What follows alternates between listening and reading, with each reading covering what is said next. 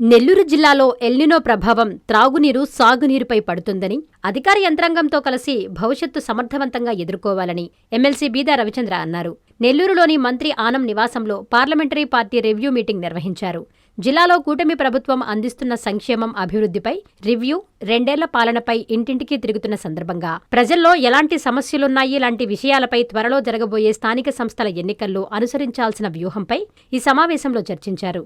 ఈ సందర్భంగా బీదా రవిచంద్ర మాట్లాడుతూ, డీఎస్సీపై కోర్టులు తిరస్కరించినా వైసీపీ పార్టీ చేస్తున్న నిరసనలు, బ్లేడ్ బ్యాచ్లు, గంజాయి బ్యాచ్లతో చేస్తున్న కుట్రపూరిత నిరసనలు తిప్పుకొట్టాలన్నారు. కర్నూలులో ప్రభుత్వ టీచర్లు, విద్యార్థులు వైసీపీ చేస్తున్న నిరసనలపై తిరగబడ్డారని, ఈ 5 ఏళ్లు వైసీపీ పార్టీ ఎన్ని కుట్రలు చేసినా ప్రజలు పట్టించుకునే పరిస్థితుల్లో లేరన్నారు. మేము అధికారంలోకొస్తే రౌడీయిజం చేస్తాం, పోలీసులపై దౌర్జన్యం చేస్తాం అనడం మాని వైసీపీ స్థానిక సంస్థల ఎన్నికల్లో ఓట్ల రూపంలో సత్తా చాటాలన్నారు. చర్యలు కోరుకుంటున్నారో అదేవిధంగా సర్వ్ ఓటర్ల ముసాయిదా ఓటర్ల జాబితాపై నియోజకవర్గాల వారీగా, మండలాల వారీగా ఉన్నటువంటి సమాచారాన్నిపై వివరంగా చర్చించడం జరిగింది. త్వరలో జరగబోతున్నటువంటి స్థానిక సంస్థల ఎన్నికలు, ఎందుకంటే నెల్లూరు పార్లమెంట్లో 24 మండలాలు ఉన్నాయి. అదేవిధంగా తిరుపతి పార్లమెంట్లో 11 మండలాలు, సర్వేపల్లిలో, గూడూరు, వెంకటగిరి 3 నియోజకవర్గాలు కూడా నెల్లూరు జిల్లా పరిషత్తులో 11 మండలాలు కొత్త జిల్లాల ప్రకారం అయితే, గతంలో ఉమ్మడి నెల్లూరు జిల్లా 10 నియోజకవర్గాలు 46 మండలాలు ఉన్నటువంటి వీటన్నిటి మీద కూడా త్వరలో ఒక స్పష్టత వచ్చాక అసెంబ్లీ సమావేశాల తర్వాత మంత్రులు, పార్లమెంటు సభ్యులు, శాసనసభ్యులు అందరం నియోజకవర్గాల వారీగా, మండలాల వారీగా పార్టీ సమావేశాలు, సమీక్షలు నిర్వహించాలనేటువంటిది కూడా ఒక ఆలోచన చేయడం జరిగింది.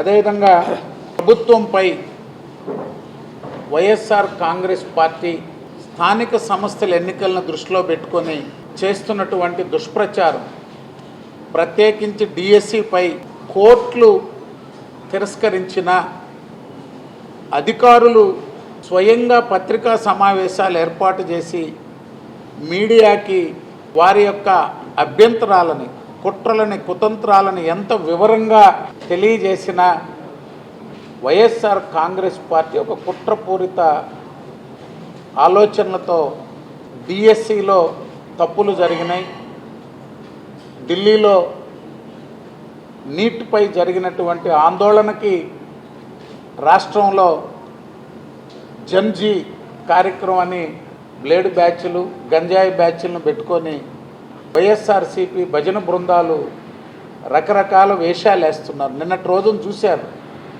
చివరికి కర్నూలు జిల్లాలో ఉపాధ్యాయులే తిరగబడ్డారు, నిరుద్యోగులే తిరగబడ్డారు. 5 సంవత్సరాలు ఒక్క డిఎస్సి కూడా నిర్వహించకుండా నిరుద్యోగుల్ని మోసం చేసినటువంటి ఆనాటి పాలకులు వైఎస్ఆర్ కాంగ్రెస్ పార్టీ ఈనాడు మాకు లోకేష్ గారు కల్పించినటువంటి అవకాశాన్ని ఒక దుష్ప్రచారం చేస్తూ మోసపూరితంగా మేమేదో ఉద్యోగాలు వచ్చినాయి అనేటువంటి దాని మీద తిరగబడ్డారు.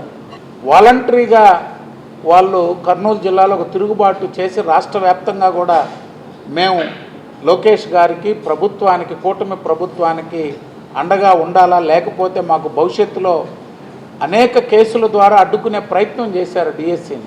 ఈరోజు వారికి వారే ప్రభుత్వం మాకు అవకాశం ఇస్తే ఈ విధంగా చేయడం కరెక్ట్ కాదని వైఎస్ఆర్సీపీకి చెప్పినా వారిలో మార్పు వస్తుంది అనేటువంటిది మేము అనుకోవట్లేదు. స్థానిక సంస్థల ఎన్నికల్లో అభ్యర్థులు పెట్టకపోతే, పోటీ చేయకపోతే ఇన్ఛార్జీలను మారుస్తామని ఒకవైపు బెదిరిస్తూ ఏదో ఒక టెన్షన్ క్రియేట్ చేయాలనేటువంటి ఆలోచనతో ప్రభుత్వాన్ని రెచ్చగొట్టేందుకు అధికారుల మీద దూషణలకు దిగుతూ పోలీసు శాఖను బెదిరిస్తూ ఈ యొక్క కార్యక్రమాలు చేపడుతున్నారు. మీరు ఏమి చేసినా మిమ్మల్ని నమ్మేటువంటి వాళ్ళు లేరు.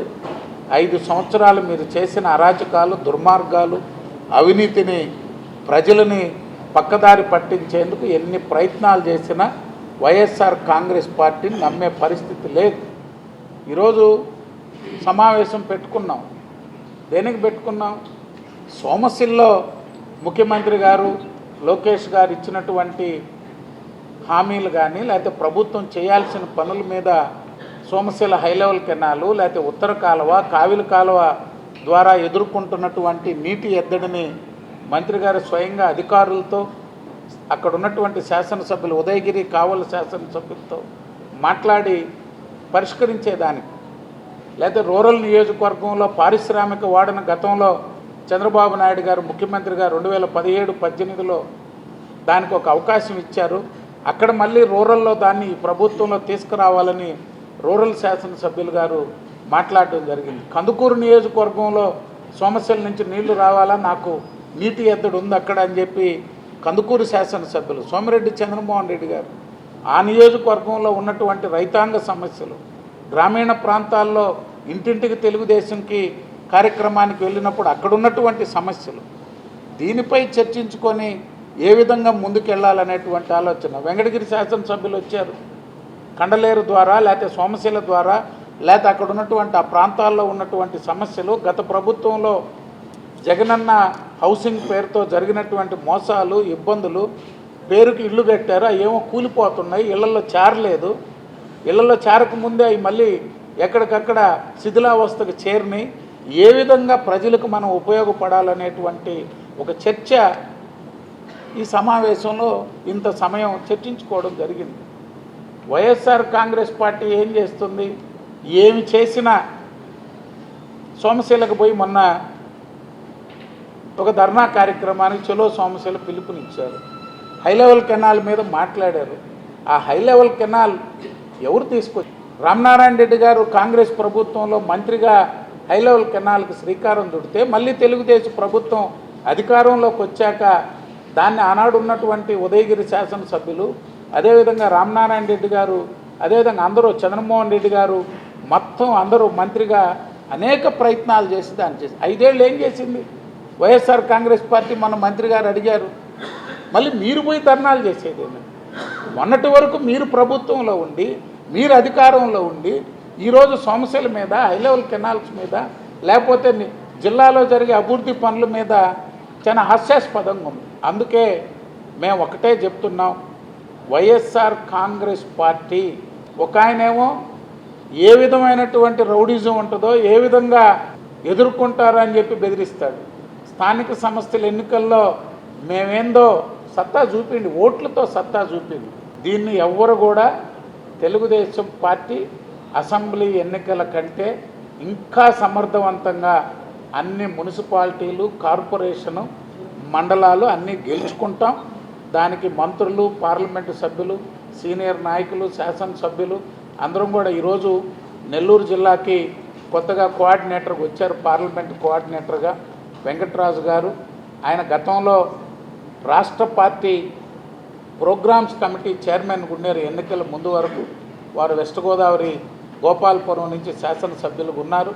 వారు సీనియర్లు అందరి సహకారంతో స్థానిక సంస్థల ఎన్నికలు కానీ, అభివృద్ధి సంక్షేమ కార్యక్రమాలు కానీ, ప్రజల సమస్యలపై ఒక సంపూర్ణంగా అందరం కలిసి ముందుకెళ్తామని.